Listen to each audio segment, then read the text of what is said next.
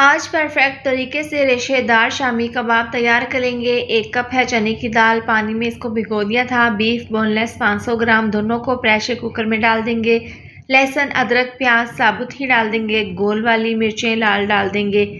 1 चम्मच नमक, आधी चम्मच लाल मिर्चों का पाउडर, आधी चम्मच हल्दी पाउडर, 1 बड़ी इलायची, 2 दालचीनी के टुकड़े, 2 गिलास पानी डालकर प्रेशर कुकर का ढक्कन बंद करके 15 मिनट के लिए पका लेंगे। एक अलग पैन में 1 चम्मच साबुत जीरा, 1 चम्मच धनिया पाउडर, आधी चम्मच काली मिर्चें साबुत हल्की सी रोस्ट करके मिक्सी जार में इसका पाउडर बना लेंगे।